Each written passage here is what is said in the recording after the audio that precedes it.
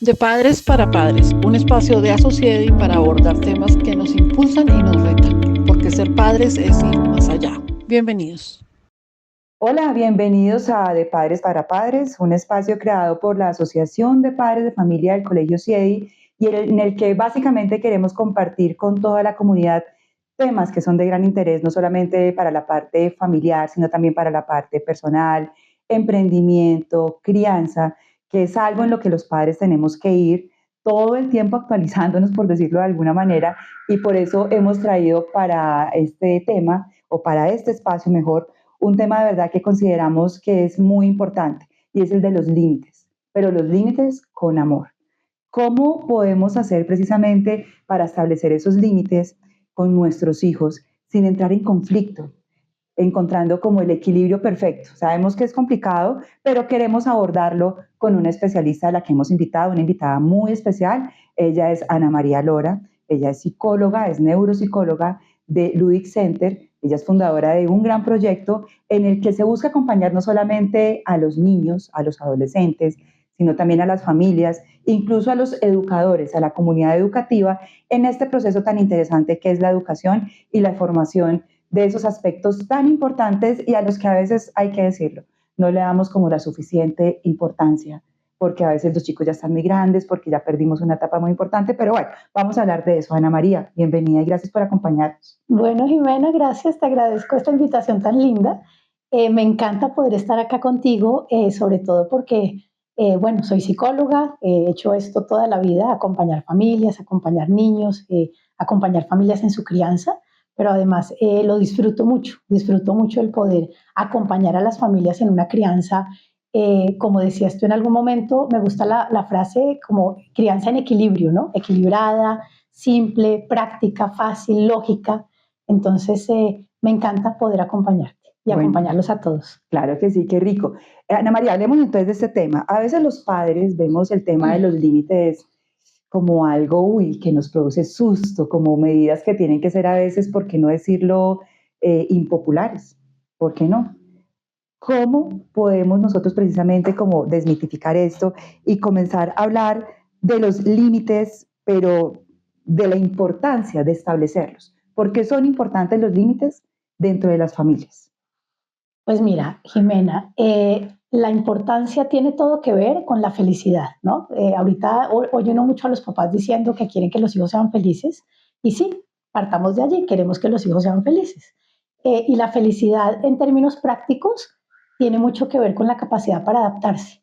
Es decir, en la medida en que tú te adaptas, eres feliz. Entonces voy a poner un ejemplo muy sencillo. Si tú, por ejemplo, vas a un país a vivir y no te adaptas a la comida, ¿qué va a pasar? ¿Cómo te vas a sentir? Pues no me voy a sentir a gusto, voy a estar todo el tiempo como diciendo, no pertenezco acá. ¿De acuerdo? Vas a estar chocada con la Sí, comida, sí, sí. peleando con la comida, o digamos que no te adaptas al clima o no te adaptas a alguna norma cultural, pues, y vas a estar chocando, no vas a estar feliz. Entonces, yo pienso que en términos prácticos podemos decir que la felicidad tiene que ver con la adaptación, ¿cierto? Si tú te Ujú. adaptas a algo, tú no estás en conflicto con eso, tú fluyes y tú eres feliz. Entonces, si partimos digamos que de lo básico que es un papá quiere que un niño sea feliz, me parece importante, necesitamos entender primero que el mundo está creado bajo una estructura de límites, de normas, de figuras de autoridad. Es decir, si yo quiero que mi hijo sea feliz en el colegio, mi hijo tiene que poder fluir en el colegio entendiendo fácilmente y sin chocar con que hay una autoridad que es el profesor, que es el que le está diciendo qué tiene que hacer, si es momento de sacar el libro de matemáticas o el de inglés. Tiene que el niño poder fluir con el hecho de que hay unos límites, ¿no? Que no es Ujú. que el niño come cuando le antoja y saca la lonchera porque le dio hambre y come, sino que come cuando toca comer, ¿no? Hay una estructura allí de límite. En el comedor hay que sentarse a comer, no es que yo decido pararme y brincar por todo el comedor. Entonces ahí empieza a haber una clara estructura en el colegio de normas, límites y figuras de autoridad. El niño que sufre con ese sistema, que no es feliz, es el niño que no logra adaptarse a esas normas, a los límites, a las figuras de autoridad, porque está constantemente chocando con ellas, ¿cierto? Ujú. Entonces, yo le digo a un papá y le digo muy sencillo, si tu hijo está, es decir, acá es básico, el tema felicidad, adaptación, si quieres que tu hijo sea feliz en el colegio, pues tenemos que arrancar entendiendo que tiene que adaptarse a las normas y a los límites y a las figuras de autoridad para ser feliz. Y luego esto inclusive posterior en la vida también, porque es que no solamente estamos hablando de la estructura colegio, luego en el trabajo, para que tú seas feliz, tienes que poder adaptarse a eso, etcétera. Entonces, respondiendo un poco a la pregunta, pues necesitamos que el niño entienda de manera natural, no forzada, que interiorice la norma, el límite, la figura de autoridad y lo interioriza desde el primer, o digamos que desde el plano más cercano que tiene al mundo, que es el plano hogar, ¿no? Es decir, se acerca al mundo a través de su hogar. Si mi hogar me enseña a fluir con límites, normas y figuras de autoridad, entonces yo voy a fluir luego fácilmente en el colegio. Y ahí venimos con un tema bien importante y son las rutinas y los hábitos, ¿no? Porque también son necesarios, y tú dices, o sea, hay que desde casa enviarlos ya como con un récord al colegio para poder adaptarse a eso. ¿Qué tan importantes son las rutinas y los hábitos dentro de todo este proceso? Bueno, muy importante. Entonces, precisamente una rutina y un hábito es algo que tú haces todos los días, ¿no? Al punto que se interioriza. Eso es una rutina y un hábito, algo que tú haces, que tú haces, que tú haces siempre, y de alguna manera eso te genera como una estructura interior fluida, ¿no? Fácil, es una rutina y un hábito. Una muy buena manera de empezar a introducir al niño en límites y en normas y en autoridad es a través de las rutinas y los hábitos. Entonces, si en casa tú cada vez que el niño hace algo que no te gusta, le impones una norma en el camino, es decir, el niño llegó del colegio, botó los zapatos y tú ese día estabas de malas pulgas como mamá, entonces vienes y lo regañas y le dices, eso no se hace, no se botan los zapatos aquí, se ponen arriba, ¿de acuerdo? Entonces estoy digamos que en una constante lucha de poder con mi hijo si le estoy imponiendo la norma en el camino. La rutina y el hábito, idealmente lo que tiene es que generar una estructura anticipada, ¿no? Es decir, yo ya anticipadamente le voy a decir a mi hijo qué se espera de ti. Digamos que voy a responder preguntas fundamentales como qué, ¿cierto? ¿Qué se espera? ¿Dónde? ¿Cómo? ¿No? Respondo esas preguntas a través de las rutinas y los hábitos, pero idealmente de manera anticipada, no impuesta en el camino. Si yo nuevamente impongo en el camino el que hoy tienes que recoger los zapatos porque se me ocurrió que hoy los zapatos no van ahí, va a haber un choque, una guerra de poder, un conflicto, y eso no va a interiorizar, digamos que una manera sana de encontrarse con el límite, sino todo el tiempo en conflicto con la autoridad. ¿Sí? No sé si me hago entender. Entonces, en la rutina y el hábito, Jimena, lo que hacen los papás es que le enseñan a un niño una estructura clara en donde le van a decir qué se espera en cuanto a primero qué haces, segundo qué haces, tercero qué haces, con una lógica, ¿no? Entonces, primero llegas del colegio, lo lógico es que te quites el uniforme. ¿Por qué? Pues porque mañana tienes que ponerte el mismo uniforme, entonces vas a colgarlo en la percha o vas a llevarlo a la ropa sucia. Lo lógico también es que te sientes a comer algo, te sientas a comer algo, entonces ¿qué? Digamos un poco la estructura de qué, en dónde, en el comedor, de qué forma, sentado, ¿de acuerdo? Entonces el cómo, sentado en el comedor, vamos a comer, luego la estructura lógica después de comer, entonces vamos a hacer las tareas, ¿sí? ¿En dónde hacemos las tareas? Bueno, no sé, en el estudio, y posterior a hacer las tareas vamos a organizar, y lo lógico además es que después de hacer las tareas, bueno, vamos a descansar, ¿cierto? Entonces digamos que hay una estructura lógica secuencial de qué se espera en una secuencia lógica de pasos, ¿no? ¿Por qué lógica? Porque es lógico enseñarle a priorizar. Primero el estudio, primero la responsabilidad, luego el placer de ver televisión. Eso es lógico. Es lógico también que hay que comer antes de sentarme a estudiar porque necesito además alimentar mi cuerpo. Entonces empezamos también a fomentar el hábito de alimentación, ¿no? Y de un poco de salud y bienestar. Entonces así vamos a crear una estructura muy clara de qué, cómo, dónde, y ese qué, cómo, dónde le da una claridad al niño que le genera además seguridad, ¿sí? Un niño que no sabe qué se espera de él y se le imponen las normas en el camino es un niño muy inseguro. Un niño que tú le das una estructura y sabe el niño qué se espera de él en cierto momento, en cierto lugar, que primero, que segundo, es un niño que se crea o se cría con una seguridad propia porque sabe qué se espera de él. ¿sí? O sea, ya esos límites, cuando uno como padre los regula o ya los vuelve una rutina, un hábito, hace que el niño ya vea todo como más natural, ¿no? Ya no se está forzando a nada. Exactamente, no se forza porque al finalmente se vuelve, exacto, se vuelve algo interiorizado, natural, en donde el niño empieza a fluir de forma natural con ese momento día a día, qué, cómo, dónde empieza a fluir, al punto que genera un buen hábito en su vida, ¿no? Inclusive genera una buena estructura, por ejemplo, de prioridad. El niño inconscientemente al generar ese hábito de primero hago la tarea para luego descansar, genera un muy buen hábito de prioridad, ¿no? De cómo que priorizo sobre qué. El tema de sentarse en la mesa del comedor a comer, siempre en la mesa del comedor, genera un buen hábito que además luego también va a ser un buen hábito para su salud personal, porque además la postura es importante, cómo me siento, la postura. No voy a comer pues allá echado, pues allá en el sofá viendo televisión. ¿Sí? Ahora, esto fluye lindo y esto fluye agradable para el niño y se interioriza realmente como hábito cuando encuentra unificado todo esto en el hogar. Cuando todas las personas que están en el hogar, no solo papás, sino también cuidadores, eh, llevan la misma estructura. O sea, que el niño perciba que la rutina y el hábito no dependen de la persona, ni del contexto, ni de, ejemplo, cuando estoy con mi abuela puedo comer encima de la cama, pero si estoy con mi mamá, debo comer en el comedor. Pero si estoy con mi papá, depende del estado de ánimo. Cuando está bravo, me toca en el comedor, pero cuando está de buenas pulgas, me deja en la cama. Genera conflicto y no genera claridad. Entonces depende no de la persona, ni del estado del ánimo de la persona, sino que el niño tiene que entender que esto simplemente va más allá de las personas. Es una estructura que debe darse de esa manera natural y unificada en donde esté, ¿sí? Claro, porque es que cada familia tiene unas características especiales, ¿no? Tiene unos valores que se ven reflejados sin duda en los niños también, ¿no? Y siento que los valores son muy importantes a la hora de hablar de estos límites. Y yo pienso que uno de los temores que uno como papá tiene es eso, ¿no?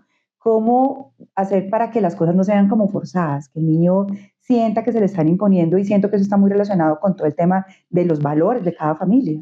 Sí, yo creo que ahí podemos hablar de algo que me encanta, que es el tema de la brújula, cómo el valor y el valor realmente es como una brújula, ¿no? Te logra dar una dirección hacia.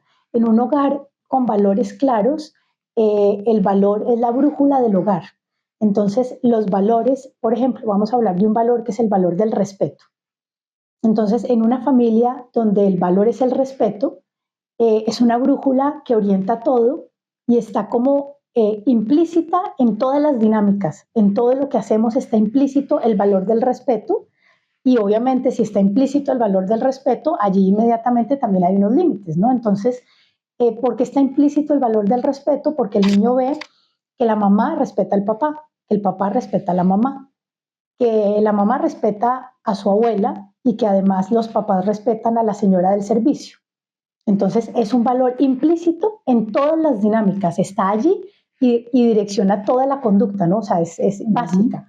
Puede pasar que en la familia el niño, si bien el papá le dice, o papá y mamá le hablan del valor del respeto, pero no es una brújula y no está implícito y no realmente es tan claro. ¿Por qué? Porque el niño de pronto ve que el papá le grita a la mamá de vez en cuando. La mamá trata mal a la señora del servicio. Y la abuela, depende de cómo se sienta el papá, la trata bien o mal. ¿Sí? Entonces el niño en ese punto pues no está encontrando claramente una claridad en el valor. Entonces cuando realmente el valor está claro en la familia, está unificado en la familia, es una brújula para todos y el niño está viendo eso con toda una coherencia, no lo ven todo. Entonces allí tal cual, ¿no? El límite surge naturalmente a partir del valor, ¿no? Entonces el niño sabe que no debe respetar y respetar a ninguna persona, no solamente a su papá, sino también inclusive a la señora del servicio. Tiene que haber un valor pues, que traza fundamentalmente toda la línea de la dinámica y la comunicación entre todos. ¿Sí? Ok, Ana. Y hay otro aspecto que me llama muchísimo la atención y es el de la toma de decisiones, ¿no? De saber cuáles son esos valores o cómo quiero yo que mi hijo sea futuro y que está muy relacionado con todo este tema de los límites. Pero siento yo que la toma de decisiones puede llegar a dificultarse un poco, tal vez cuando los papás, por llamarlo de alguna manera, no están en la misma página, ¿no? O sea, yo pienso algo, tú piensas algo, pues porque igual venimos de familias que son completamente diferentes, ¿no? Totalmente. Nos criaron con unos valores diferentes, nos juntamos para conformar una familia, pero a veces es complicado como llegar a unificar cómo es que queremos.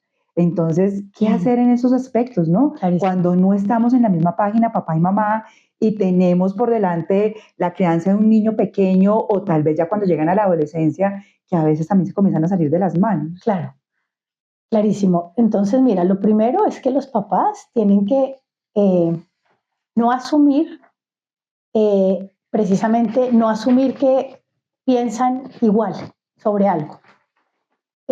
¿Y por qué? Porque definitivamente, como tú lo acabas de exponer, los papás, cada uno viene de hogares diferentes. Es decir, tú eres criada en un hogar en donde hay unos límites, unas rutinas, unos hábitos, ¿no?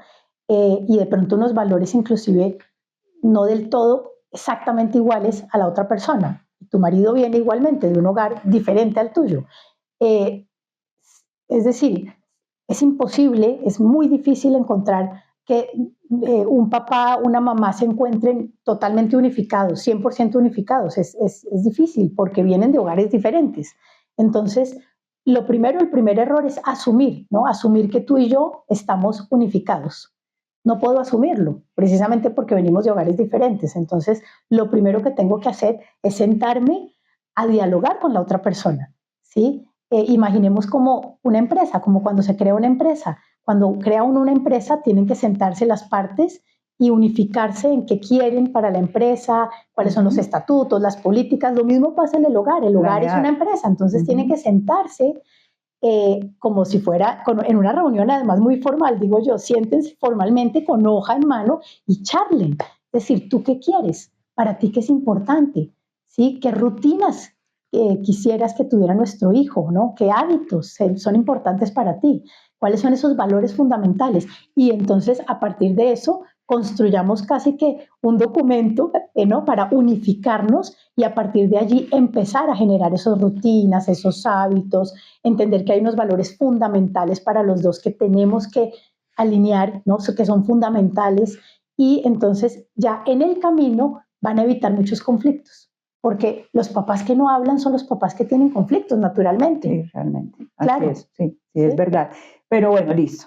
Están los límites, pero pues no estamos exentos de que el límite se cruce, ¿no? Claro. Que se rompa el límite. Total. Entonces, a veces uno entra a hacer esas, claro. como esos llamados de atención, por decirlo de alguna manera, claro, sí. De pronto desde la frustración, desde la rabia, y tal vez uno se desconecta por completo de ese vínculo que tanto trabajo le ha costado a uno construir con el niño, claro, con la niña, con el adolescente.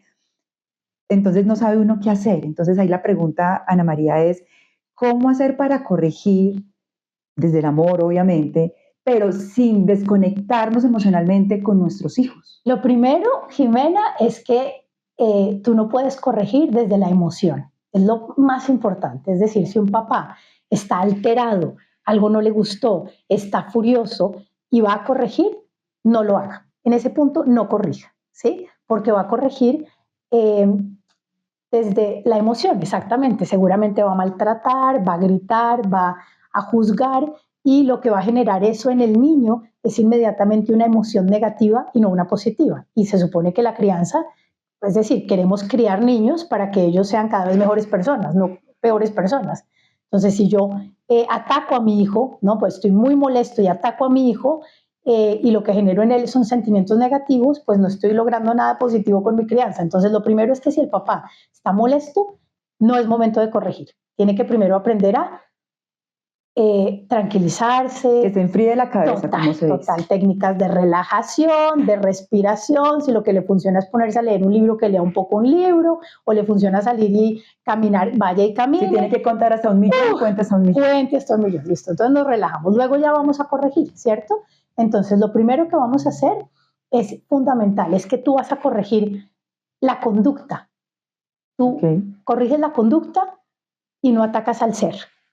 Muy importante. Sí, súper es decir, clave, sí, que si el niño falló en que dejó algo botado en el piso y lleva mucho tiempo dejándolo botado en el piso, tú no vas a atacar diciéndoles que tú eres un desorganizado, porque estás atacando al ser y no la conducta. No, tú no eres desorganizado, tú eres un ser hermoso, tú eres un ser lindo, pero definitivamente no te acepto más que dejes eso botado ahí, ¿sí? Entonces tú estás señalando la conducta más no el ser, ¿sí? El niño que le gritó a la mamá, entonces no es que tú eres un irrespetuoso, no, es que aquí no se acepta el irrespeto hacia nadie, es que aquí todos nos respetamos, es que yo no te acepto que tú irrespetes a tu mamá. Fíjate la diferencia, ¿no? Claro. Tú no eres. Bastante. Te corrijo la conducta, pero tú no eres. Entonces, ahí van 2 puntos. Primero, ok. Segundo, vamos a corregir, obviamente, y vamos a hablar a través con diálogo. Nos toca hablar y corregir. Listo. Tercer punto, digamos que el niño ofendió a la mamá, la gritó, ¿de acuerdo? Gritó a su mamá. Entonces va el tercer punto importante y es, vas a pedirle perdón a tu mamá, ¿de acuerdo? Y vas a pedirle perdón a tu mamá hablándolo, ¿de acuerdo? Escribiéndole una carta, ¿no? Vamos a pedir perdón, muy importante, porque ya sabemos que estuvo mal, ¿no? Y la reflexión, claro, antes de eso la reflexión, ¿no? La reflexión de cómo crees que se sintió tu mamá, ¿sí? Vamos a buscar que él se meta en los zapatos de la mamá, ¿cómo crees? Es decir, que ella se sintió. Imagínate que la situación es un amigo tuyo maltratándote, ¿cómo te sientes tú en este punto? ¿Qué sentirías tú? ¿No crees que tu mamá se siente de la misma manera como tú cuando alguien te maltrata? Es buscar en esa reflexión la empatía, el que el niño entienda las cosas, el por qué está fallando. ¿Qué pasa si sigues maltratando a tu mamá? ¿Qué se rompe ahí? ¿Qué sucede? Imagínate que un amigo viene y te maltrata todo el tiempo. ¿Qué afecta a futuro eso? ¿No? Es decir, hacer una reflexión. Entonces, luego de la reflexión, ya, tercer punto la reflexión, el cuarto, entonces, bueno, vamos a pedir perdón y vamos a reivindicarnos. Importante. Y ojalá la reivindicación o la reparación tenga que ver con, por ejemplo, mi mamá es la encargada voy a inventar algo. Mi mamá es la encargada de doblar la ropa en la casa y de llevarla a los closets. Entonces tú te vas a reivindicar con ella y esta semana tú le vas a ayudar toda la semana a hacer esa labor de organizar la ropa y llevarla a los closets. Vas a reivindicarte, vas a tener un acto reparador con tu mamá. Listo, bien. ¿Sí? Ahora, listo, ¿qué pasa también importante? Hablando un poco de la corrección, ¿no? Fíjense a todos que las rutinas, que la misma rutina carga en sí una consecuencia lógica al acto. Entonces, el niño no hizo la tarea, bien, no está haciendo las tareas. Lo lógico en la misma rutina, la consecuencia lógica es que si tú no haces la tarea, luego no tienes televisión. Fíjate que ahí ya no hay que forzar tampoco nada porque la misma rutina te está llevando de forma lógica, es que primero va la tarea bien hecha para luego ver la televisión, pero si no logras la tarea bien hecha, pues no tienes televisión. O si te demoras demasiado haciendo la tarea, pues se te está cortando acá el tiempo de la televisión. Empieza a haber como una lógica en la consecuencia, ¿sí? Claro. O es lógico que primero va el almuerzo y luego el postre. Es lógico dentro de la misma rutina y hábito que estás generando que si no comiste el almuerzo, lo lógico es que no tengas postre. Ahí no hay que imponerse nada, no hay que imponerse o ser arbitrario ¿sí? Porque ya fluye, en la misma rutina hay una lógica de la consecuencia lógica, ¿sí? Ok, entonces ahora, estábamos hablando de este chiquito que falló, entonces bueno, entonces vamos otra vez al cuento de la mamá que se le pegó a la mamá, ¿no? Le pegaste. Ok, entonces luego el niño digamos que sigue cometiendo este acto una y otra vez, sigue golpeando. Entonces, aquí vale la pena hacer algo, y a mí me encanta esto, el tema de los contratos, que es sentarnos con el niño y hacer un contrato escrito. Y en ese contrato escrito dejar muy claro, por escrito, cuáles son los límites, cuáles son esas conductas que no se aceptan, ¿sí? Por otro lado, en el contrato, cuáles son los beneficios que tú tienes. ¿Qué es un beneficio? Un beneficio es algo que no suple una necesidad. Un beneficio no es comer. Así yo nunca quitaría la comida. Yo no le digo a un niño, ya no tienes comida. No, exacto. Ni un beneficio es el amor de los padres. Tú nunca quitas el amor. Tú no dices, entonces ya no te quiero. Eso es pésimo. Tú nunca vas a corregir quitando algo que es una necesidad. Es una necesidad comer, es una necesidad dormir, es una necesidad del amor de los papás. Con eso no se juega en el contrato. Pero sí hay otras cosas con las que puede uno jugar porque son beneficios. ¿Qué es un beneficio? Ver televisión, jugar Xbox, tener un celular. No sé, de pronto los viernes vamos al cine, el beneficio es el cine. Eso no es una necesidad, no cubre nada, etcétera. Entonces, hacemos la lista de beneficios, hacemos la lista de límites, inmediatamente abajo hacemos una claridad en si incumples el límite, cuál es el beneficio que vas a perder. ¿Sí? Pero tenemos que ser muy claros en se pierde el beneficio por cuánto tiempo, es decir, incumpliendo qué, pierdes qué y por cuánto tiempo. Es decir, estas familias o estos papás que dicen, no, es que le quité el celular. Ok, ¿por qué se lo quitaste? Como arrebato, la mamá se puso brava y se lo quitó. Entonces no hay contrato, no hay anticipación, el niño lo siente arbitrario. Y luego, ¿por cuánto? No, hasta que se porte bien. Terrible, porque necesitamos claridad. El niño tiene que además tener claro qué hizo, qué fue lo que pasó, por cuánto tiempo me lo van a quitar. Eso es muy importante, porque nuevamente genera tranquilidad, porque además quien firma el contrato es el niño. El niño firma el contrato, el papá firma el contrato y el niño ya sabe a qué se atiene. ¿Y eso aplica para todas las edades o qué, Ana? Todas las edades, esos contratos son lo máximo. Lo que pasa es que uno no se la pasa haciendo contratos a cada momento porque sino cuando ya la cosa se vuelve, ok, a pesar de todo lo anterior que hablamos de la rutina, del límite claro, del valor claro, a pesar de que ya ha hecho reflexión, todas las cosas y sigue presentando la misma conducta, pues entramos con contratos y es fantástico. Y al final, ya cuando están grandes, entonces uno les entrega la carpeta grande con todos los contratos que firmó. Todas las firmas, en un álbum de los contratos. Sí, bueno, Ana, nos va acabando el tiempo, pero yo aquí tengo apuntadas unas actitudes que los padres a veces solemos confundir. Y quiero como que me cuentes cómo vamos a lograr ese equilibrio tan importante para poder llegar a no caer en extremos. Y es que solemos confundir lo que es la firmeza con la dureza. Eso es bien interesante. Y el amor con la permisividad, porque es que uno no quiere ser un padre o una madre impopular, ¿no? Claro. A uno le gusta siempre ser el papá chévere, ¿no? El chévere. Me encanta hablarle mucho a los papás de que hay que siempre manejar firmeza y amor, pero que fácilmente podemos cambiar la firmeza por ser débiles o permisivos y el amor por la agresividad. Es natural. Entonces voy a dar un ejemplo para que me lo entiendas. La mamá o el papá, porque siempre con la mamá, ahora hablemos del papá. Ellos también, por favor, también los papás. Las mamás, entonces el papá.